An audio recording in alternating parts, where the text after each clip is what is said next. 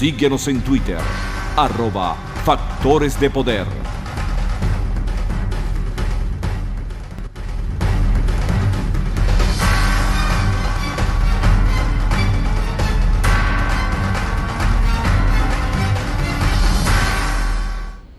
Regresamos con Agárrate. Bueno, ya estamos prácticamente en Navidad. Ya de una manera u otra la sentimos. Yo no sé por qué la Navidad comenzó más temprano este año realmente, pero también en Piamonte ya es Navidad y vas a conseguir ahí el mejor plato navideño de Miami, que incluye absolutamente todo, desde, por supuesto, la yaca, pan de jamón, el pernil y la ensalada de gallina. De verdad, la comida de Piamonte es exquisita y es el mejor plato navideño de Miami y al mejor precio. Bueno, vamos a hablar ahora con otro que se le voló al gobierno venezolano. Se fue, se escabulló y nadie se dio cuenta. Está ahora en Israel. Se trata de Daniel Lara Faría. Buenas noches, Daniel, ¿cómo estás? Buenas noches, Patricia. Saludos de Tierra Santa. Bueno, tú debes estar así como de madrugada ya. Bueno, en este momento en el que estamos hablando, sí, es de madrugada. Claro. Bueno, Daniel, cuéntame primero eso, ¿cómo fue que te fuiste y además directo a Israel? Ya debes estar bendecido y vamos a hablar, por supuesto, de lo que ha sido esa salida de Venezuela de Antonio Ledesma tan espectacular. Bueno, Patricia, en principio yo estoy aquí en Israel cumpliendo una actividad académica, a la cual había sido invitado desde el principio de año. Al Instituto Internacional de Liderazgo de la Central Sindical Israelí de la Histadrut. Y bueno, yo formo parte, como mucha gente lo sabe, del Instituto Cultural Venezolano Israelí, que realiza actividades culturales con mucha intensidad, sobre todo, a pesar de que tiene ya 60 años el instituto, se hacen actividades de forma más intensa desde que a Chávez le dio por expulsar a la embajada israelí de Venezuela y dejar a tanta gente, a tantos israelitas en Venezuela prácticamente desatendidos.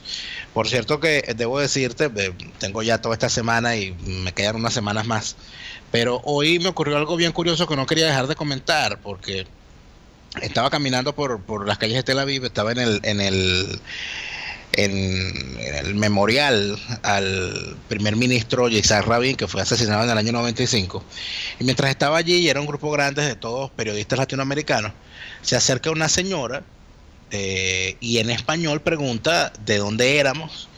Una brasileña le dice, nosotros somos latinoamericanos, y ella pregunta, ¿y no hay nadie de Venezuela? Y la muchacha me señala, la señora se me acerca, y la señora lo que hizo fue abrazarme y ponerse a llorar. ¿Por qué? Porque es una señora que llegó de niña desde Europa, luego de los rigores de la guerra y de todo lo que eso significó para los judíos en Europa. La señora llegó a Venezuela, adoptó a Venezuela como su casa, Venezuela la adoptó a ella como su hija. La señora tuvo 49 años viviendo en Venezuela. Y luego, con todas estas cuestiones que han ocurrido en Venezuela, con todas las persecuciones que hubo contra la propia comunidad hebrea, inclusive que hasta la sinagoga se la asaltaron, en la sinagoga principal de Caracas en determinado momento se la asaltaron, ella tuvo que salir de Venezuela, toda su familia, tiene a sus hijos regados por el mundo y todo aquello. La señora me contaba eso entre lágrimas y me decía una cosa que dice, y que yo sé que todos los que están exiliados dicen lo mismo: yo extraño mucho a mi país. ¿Y cuándo voy a volver yo a mi país? Y esa es una pregunta. Y yo lo contaba hoy, se lo contaba a varios venezolanos que están en Venezuela, y la respuesta es la misma. Pero es que los venezolanos que están en Venezuela también extrañan su país. Claro. Porque el país donde nosotros nacimos y el país donde nosotros crecimos no es esta Venezuela que tenemos ahorita.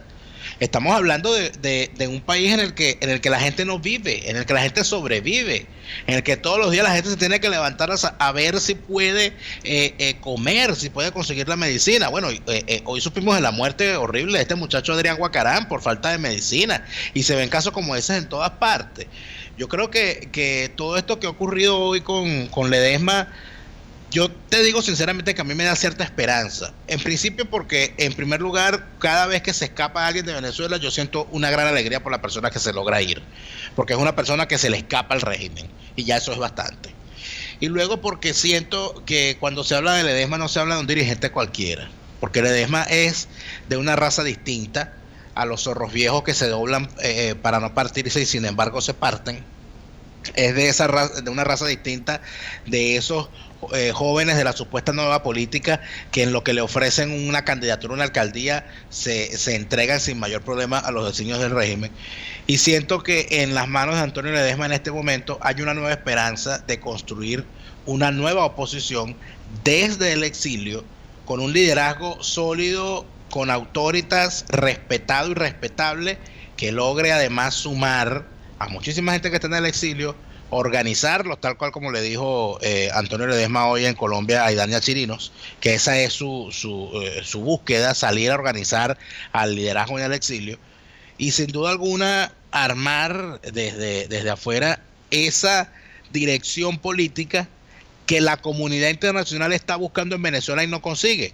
Porque cada vez que desde la OEA, desde las cancillerías latinoamericanas, europeas y desde el Departamento de Estado se trata de conversar con la dirigencia venezolana, bueno, se consiguen el lunes con Luis Florido, el martes con Timoteo, el miércoles con Rosales, el jueves con Luis Aquiles Moreno, y el viernes aparece Ramos Alú y los manda que se vayan para su casa.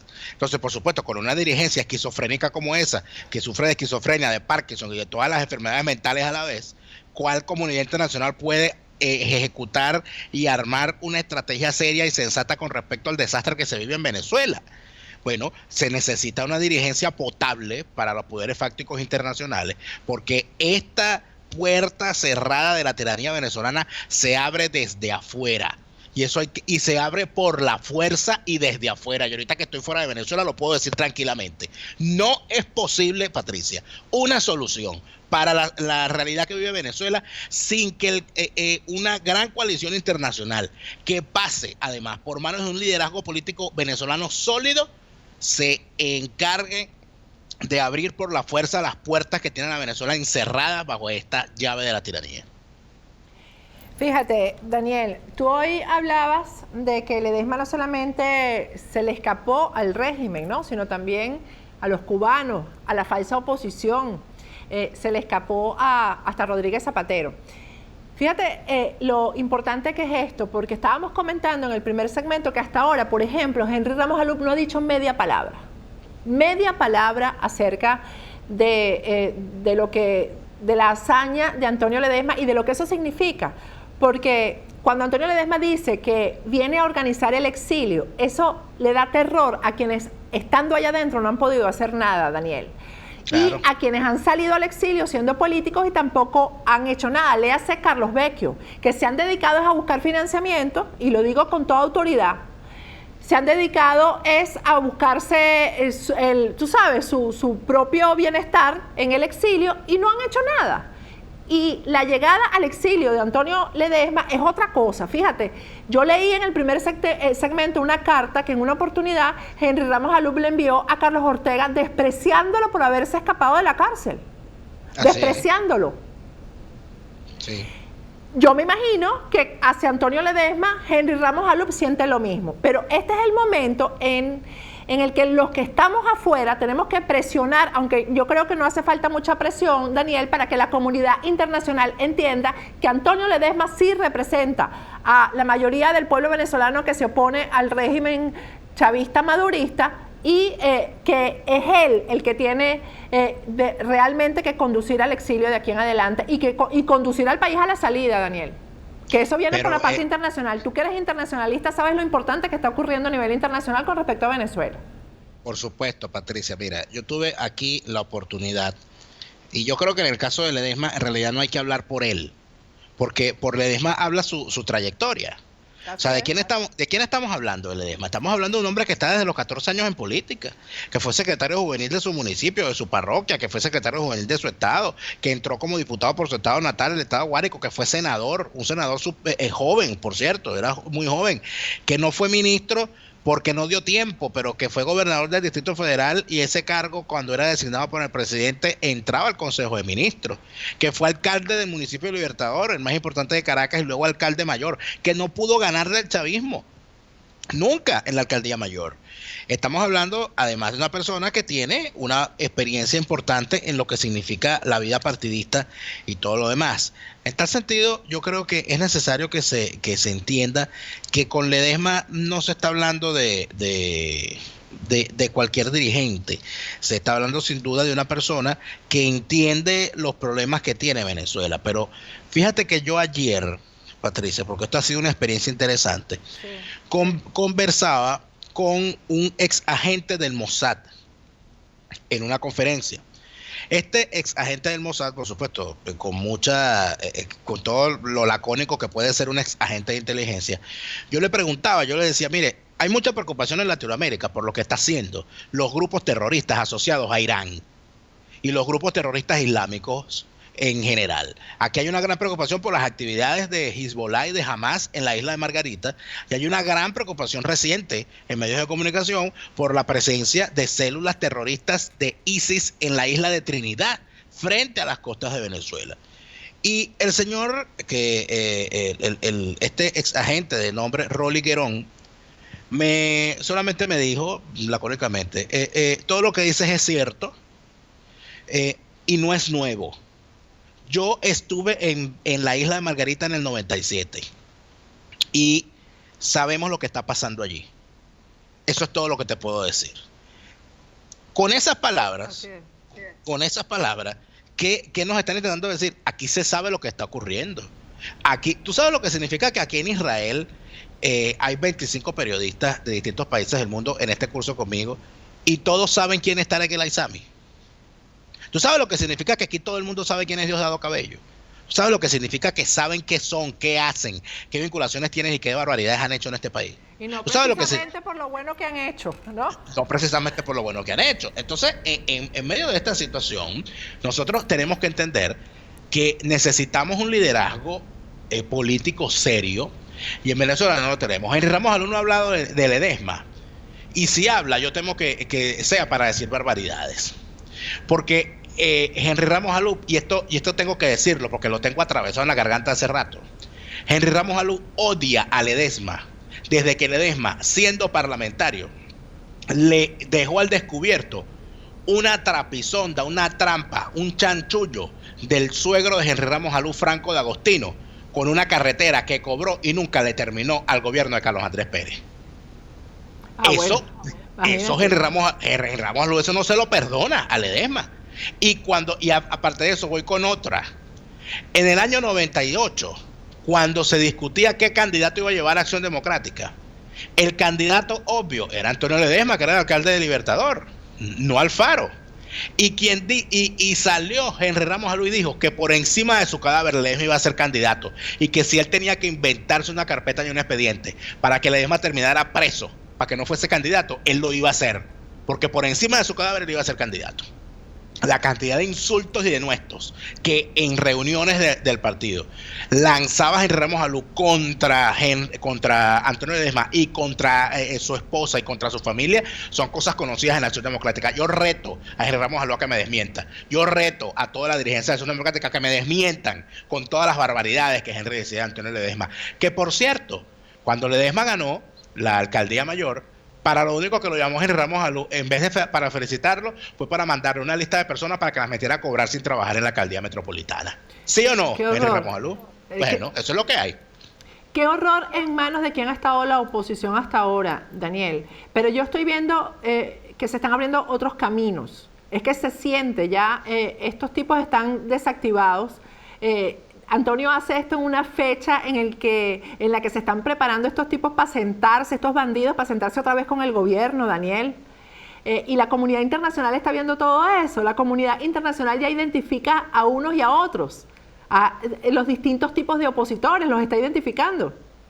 Por supuesto. Mira, tengo que decirte algo. La burla mundial con respecto a la oposición venezolana, y mira, tengo que decirlo, yo no tengo compromiso, o sea, no tengo por qué callarlo, es esta gente del Partido Voluntad Popular. O sea, ese showcito, esa cosa que hicieron poniendo pósters de arte pop de Leopoldo López por todas partes, diciendo que era un pobre hombre que lo tenían metido en un calabozo, amarrado, torturado y todo aquello, y después sale la mujer embarazada. O sea, ese chiste le ha dado la vuelta al mundo. Esa gente no la respeta a nadie. O sea, el ridículo monumental que se ha hecho con el caso de John Goycoechea, al cual también lo convirtieron en un icono pop en Europa, porque el muchacho, entonces cuando cayó preso, sacó el pasaporte sacó todos los pasaportes que tenía en todo su árbol genealógico. Sacó el pasaporte español, sacó el pasaporte vasco, sacó el pasaporte catalán, sacó el pasaporte de todas partes. O sea, él era ciudadano del mundo. Bastó que le dijeran que si era candidato, salía de la cárcel, para que el tipo se olvidara de Cataluña, se olvidara del País Vasco, se olvidara de España y de todos los pasaportes europeos que tenía, y el tipo terminara siendo candidato. Por cierto, por el Hatillo, donde ni nació ni vive. Entonces, esas cosas se saben. La oposición venezolana esa falsa oposición, ese liderazgo, nadie lo respeta. Nadie lo respeta. Mira, yo quisiera, yo no tengo palabras para explicarte lo que significó aquí, estando yo en medio del curso, cuando llegó la noticia del escape de Ledesma. Se paró la actividad, porque son todos periodistas latinoamericanos. Y un periodista colombiano que se encuentra aquí fue el que recibió la nota y dijo, no, mira, espérate un momento, que aquí se acaba de escapar el alcalde Ledesma. Y por supuesto, inmediatamente supimos que ya estaba en Colombia y todo lo demás. Entonces, mira, de verdad, la gente no es tonta, ni en Venezuela ni fuera de Venezuela. En Venezuela quizás hay algunas restricciones de información, en el mundo no. La gente los conoce. Aquí hay una periodista de República Dominicana. Bueno, los cuentos que he hecho de las reuniones dominicanas, me dice, pero ¿cuáles reuniones? ¿Cuáles viajes? Si esa gente vive allá. La cantidad de boliburgués que viven en República Dominicana, que son dueños de conjuntos residenciales completos.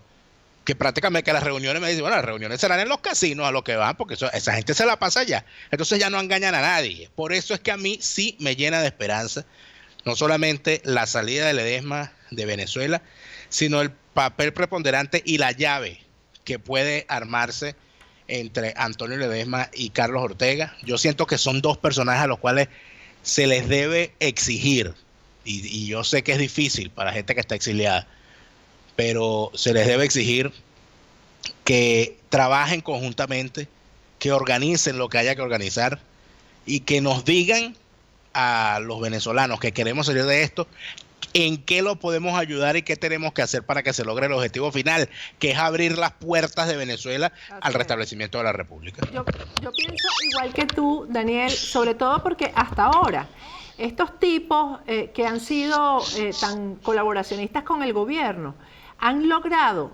echar sobre el exilio venezolano sombras de duda, de desprecio, lo que no ocurrió jamás, por supuesto, en la época de Pérez Jiménez, ocurrió en esta, que entonces el exilio era cobardía, sinónimo de cobardía. Bueno, y yo estoy segura que ahora viene un cambio en ese sentido y va a ser llevado de la mano por Antonio Ledesma. Aquí hay mucha gente valiosa. Cuando digo aquí no digo Estados Unidos, hablo del exilio en general.